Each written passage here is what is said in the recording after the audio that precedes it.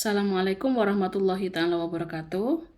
Untuk topik psikologi kesehatan pada mahasiswa semester 3 selanjutnya adalah tentang psychological first aid ya. Jadi kalau didefinisikan adalah tentang pertolongan pertama psikologis ya. Jadi ini akan membahas tata laksana awal masalah psikologis yang dikenal sebagai psychological first aid atau pertolongan pertama psikologis. Apa itu? Ialah bantuan kemanusiaan yang suportif dan praktis untuk membantu orang yang sangat tertekan. Ya, PFA atau Psychological First Aid ini dapat diberikan oleh siapa saja, bukan hanya profesional, dengan tujuan mengurangi penderitaan psikologis, memenuhi kebutuhan dasar, dan menghubungkan penyintas dengan sumber daya atau dukungan yang dibutuhkan.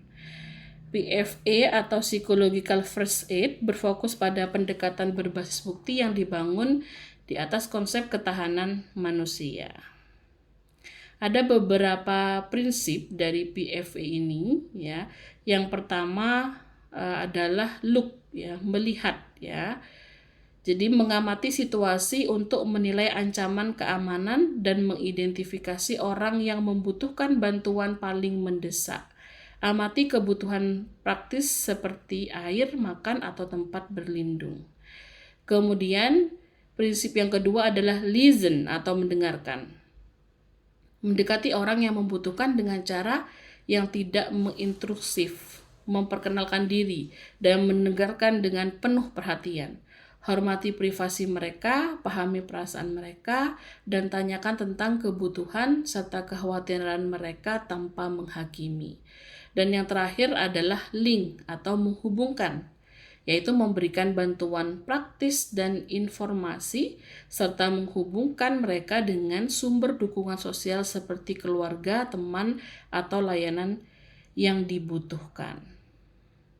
Prinsip-prinsip inti dari PFA yang pertama adalah menciptakan rasa aman, ya, memastikan keamanan fisik dan psikologis bagi penyintas ya. Ini berarti menjauhkan mereka dari ancaman dan melindungi dari situasi yang dapat menambah stres.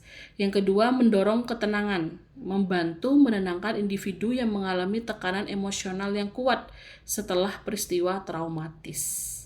Kemudian meningkatkan keberdayaan, mendukung rasa efikasi diri dan kolektif, membantu penyintas merasa mampu mengatasi situasi yang ada. Kemudian mempromosikan keterhubungan. Jadi membantu individu terhubung kembali dengan orang-orang terdekat, komunitas, dan sumber dukungan lainnya.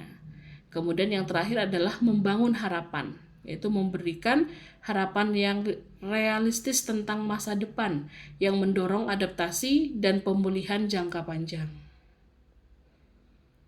Jadi PFA ini bukan terkait bimbingan atau konseling profesional, mendiagnosis kondisi kesehatan mental, bukan ya.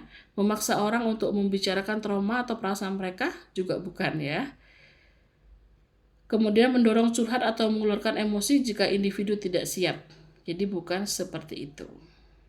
Jadi bisa dicontohkan di sini ya. Seorang penyintas bencana alam ya, dekati dengan tenang, tawarkan air atau selimut dengan kekhawatiran utamanya, dan bantu hubungi anggota keluarga atau layanan darurat. Ya, contoh yang berikutnya, seorang anak yang mengalami intimidasi, ambil anak tersebut ke tempat yang aman dan tenang, dengarkan ceritanya dengan sabar, dan bantu anak tersebut terhubung dengan orang dewasa yang dipercaya seperti orang tua atau guru.